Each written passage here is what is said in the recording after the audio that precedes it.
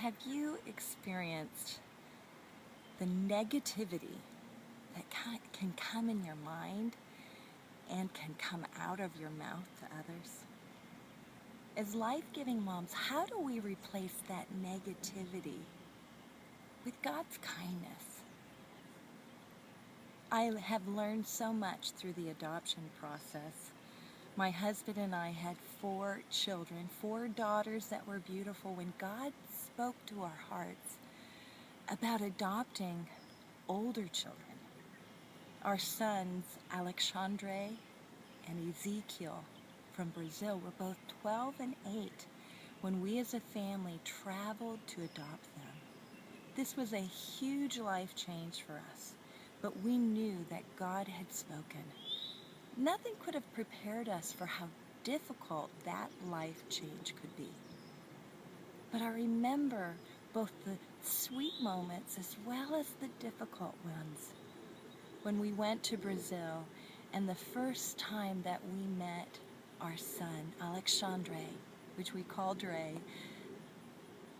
there we were, and out of his mouth he spoke in English, and he said, "I love you." Oh, the tears streamed down the faces of everyone in the room.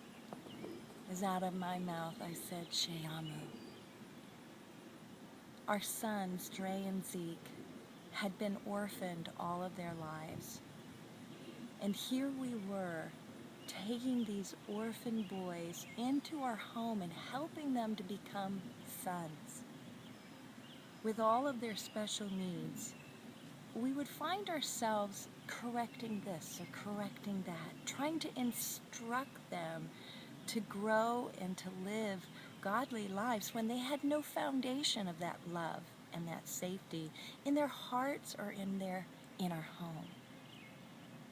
And God began to speak to both my husband and I about the negativity that was coming increasingly out of our mouths.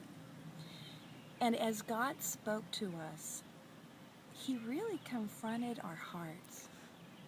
You see, everyone needs the positive affirmation that comes from God Himself.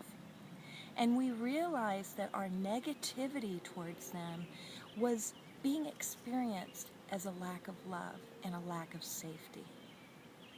As God began to speak to our hearts, He confronted me in particular about how this was a part of who He is, that He is kind. And He challenged me to make the tone of my voice kind, to make my words kind, to make my actions kind. Why is it that in our home we can forget some of the most important basic ways to show God's love to our children, but that of kindness? Because you see, it's God Himself who puts the lonely in families. He's the one that cares. So you may not be called to adopt children from a foreign land, but you are called to be a life-giving mom. Think about your relationships. Are you being negative? Or are you embracing God's kindness even in your thoughts towards yourself, your thoughts towards your husband, your thoughts towards your children? It's time for you to replace that negativity, replace it with God's kindness.